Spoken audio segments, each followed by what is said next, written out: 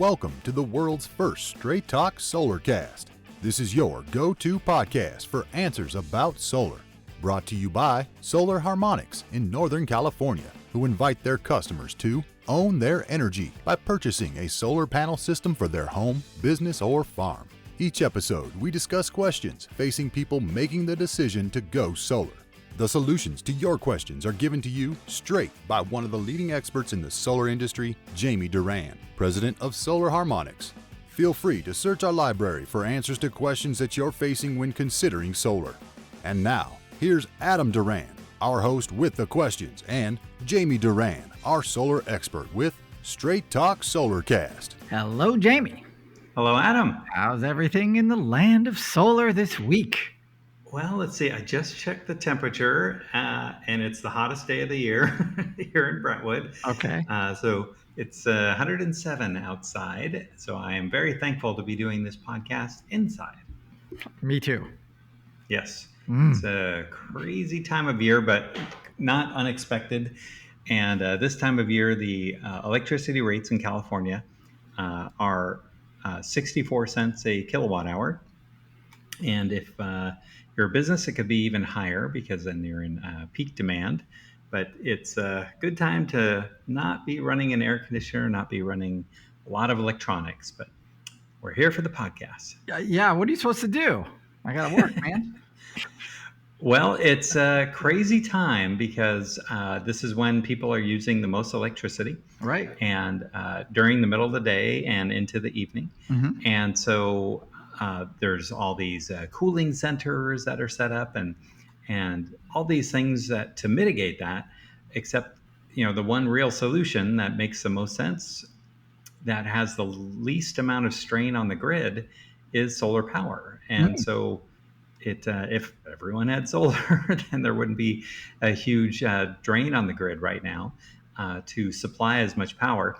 And this is one of the big reasons that in Northern California, if you are a PG&E customer, which lots of people are, then PG&E decides to shut off the power in areas where they think could be a fire hazard, which is most of Northern California, because if there's grass or trees or bushes or anything like that, they're all dried out right now. And so when it gets really hot, then it's also time when PG&E is very, very concerned about shutting off their power because they're going to be paying for fires that the courts have decided are their fault and have been their fault for the last few years.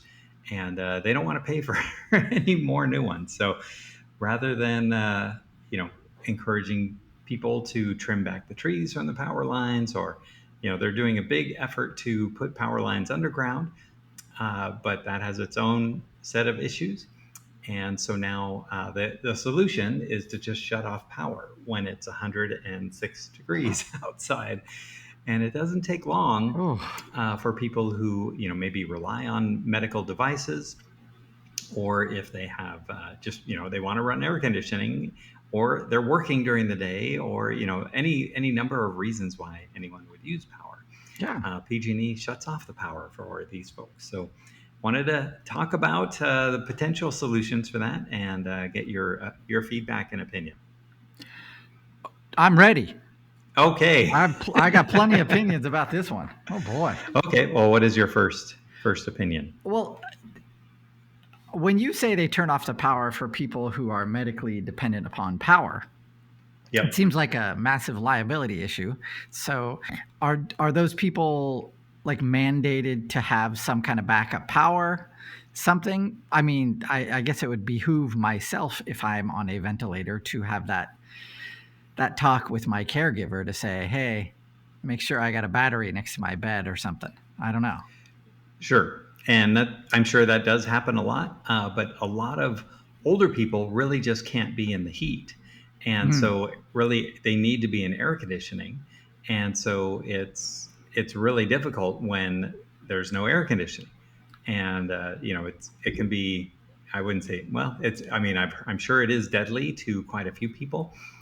But it is, it's not a great solution any way around. So it's really difficult on both sides, but PG&E might be the only utility that I've heard about that can't deliver power or won't deliver power or actively shuts off the power to their clients when, this most expensive time of the day when they are really charging the most for this power.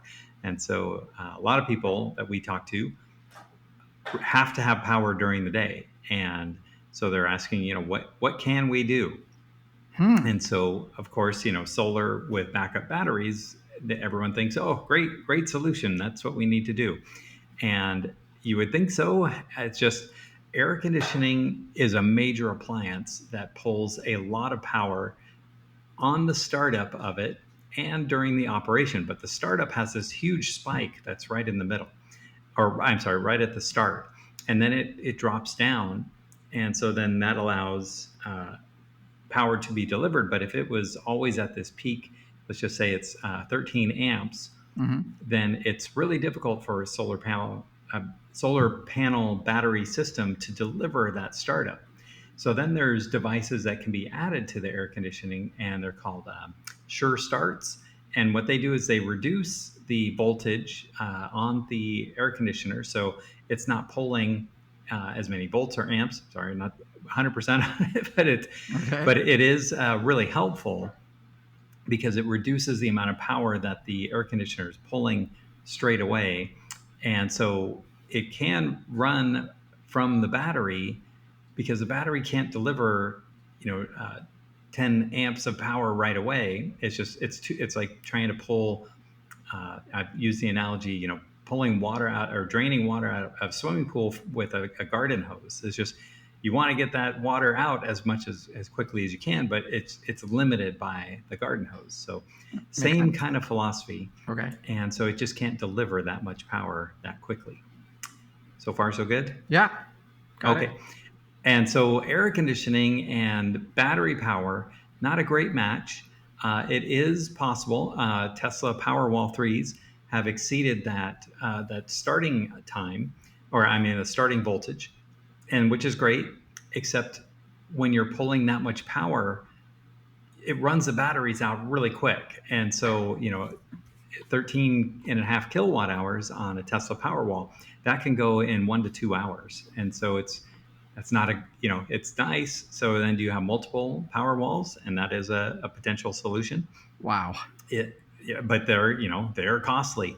And they're costly to install. It's getting much better, of course, and I think we've talked about this in a previous podcast, but it is a very interesting dilemma that power gets shut off voluntarily by PG&E, and then it's up to the individual to figure out how to do it. And so when we get calls that we have to have the power on, we can definitely do it.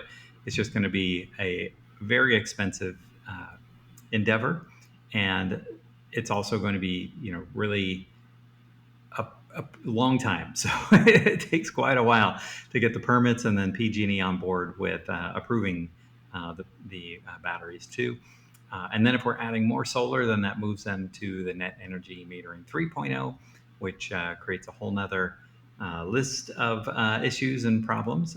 But it's also, it's kind of the new reality of being in the solar industry. Is that what it was last year is not what it is this year, and probably won't be what it is in 2025. So at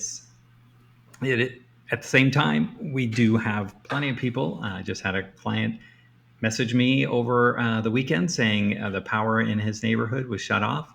He does have 3 Powerwalls that we installed, and he didn't even notice that there was an outage. So he was very, very excited. All his neighbors were coming by and saying, "Hey, how are you doing this?" And so, but yeah, he was very happy and very excited that everything worked as it should, and that he was perfectly fine with it. And he wasn't like shouting at them, "Shut the door! Shut the door!" No. I don't think so. I think they were trying to bring over their electric cars to charge off of his batteries. And, yeah.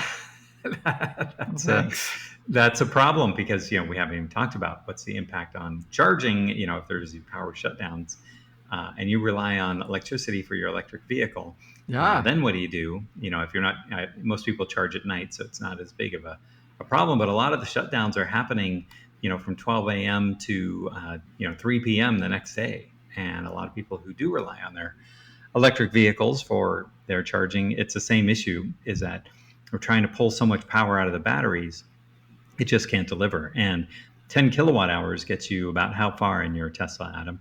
You don't even know.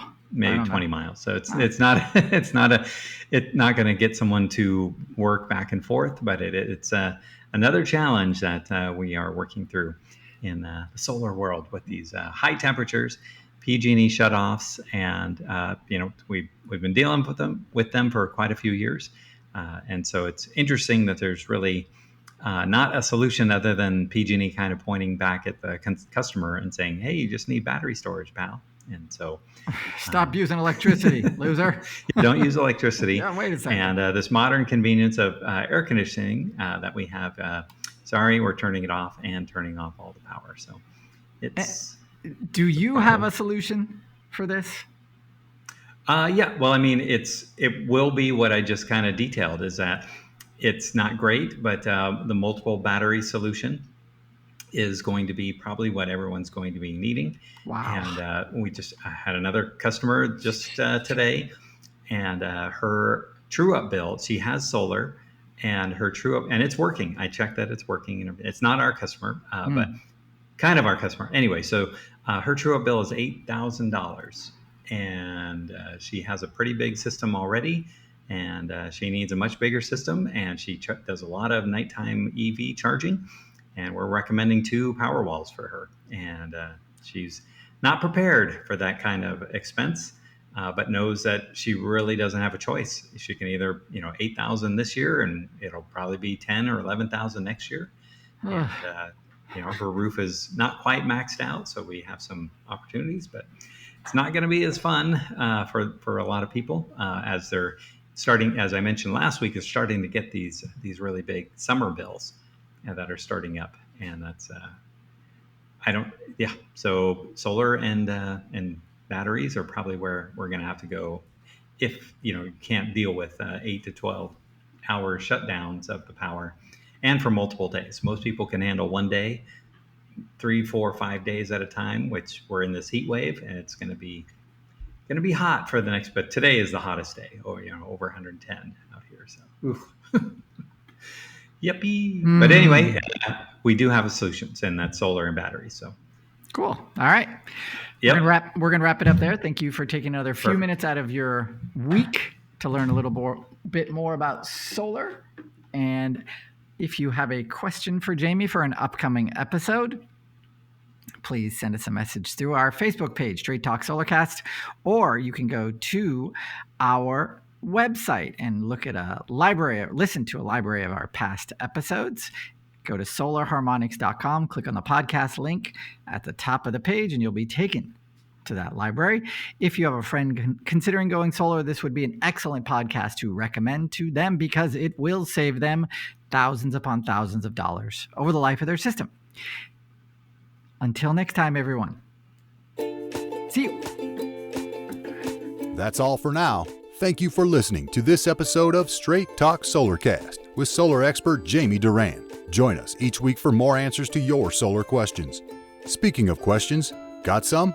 Email us at solarcast@solarharmonics.com, and we'll be sure to give you an answer in an upcoming episode.